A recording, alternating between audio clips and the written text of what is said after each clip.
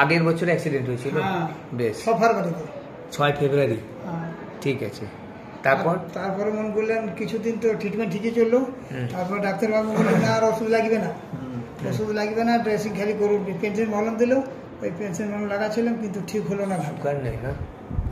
আপনার রক্ত report, prescription এগুলো নিয়ে আসুন। হ্যাঁ, যা নিয়ে আসুন প্রেসক্রিপশন। আর একটু বলবেন স্যার কেসটাকে? বলো কি হয়েছিল, বলো। ফার্স্টে কি হয়েছিল? এটা মুখে অ্যাক্সিডেন্ট হওয়ার পরে এটা চুল হয়ে গেছিল, ভেঙে গিয়েছিল, রড দিয়ে বেঁধেছিল। কোথায় হয়েছিল এটা? ওটা মালদাতে রড দিয়ে বেঁধেছিল। ওখানে মনে করলো 7 দিন আমাকে রাখলো। 7 দিন পর আমাকে ছেড়ে দিল। ছাড়ার পর ডাক্তারবাবু দেখলো, একদিন ছাড়ার পরে একদিন গ্যাপিং দিল, ড্রেসিং গ্যাপিং দেওয়ার পর ডাক্তারবাবু দেখলো কি তো ভয়ঙ্কর হয়ে গেল, কিন্তু হবে না। তখন ডাক্তারবাবু একদিন ফের আমাকে রাখলো। রাখার পর 2 দিন রাখার পর ড্রেসিং করে আমাকে ফের ছাড়লো। 1 সপ্তাহ পর ফের বললো ডেলি ড্রেসিং করতে হবে। ফের 1 সপ্তাহ পর ডাকলো, ফের 2 দিন রাখলো।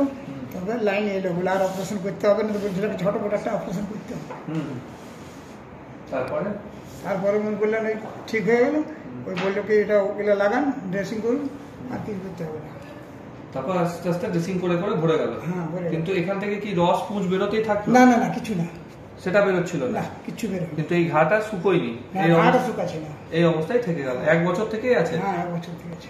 তো এটা মধু ড্রেসিং কতদিন থেকে করছেন? মধু ড্রেসিং যে আপনার কাছে এসেছিল, আমি বলেছিলাম যেটা নলহাটিতে। হ্যাঁ, নলহাটিতে। ওই তখন থেকে মধু ড্রেসিং হচ্ছে। বেশ। আর 3-4 বার মধুটা লাগাচ্ছি। ওইটা করার পরে কিছু ফোলা টোলা গুলো কমেছে? হ্যাঁ, অনেক কমে গেছে, ব্যথাটাও কমে গেছে, পা রাখতে পারছি। তখন পাচ্ছিলাম না। ইনফেকশনটা একটু কন্ট্রোল হয়েছে, কিন্তু ঘা কিছুটা এখনো থেকে গেছে। বেশ, এই জায়গাটাই ব্যথা আছে। ঠিক আছে। হ্যাঁ।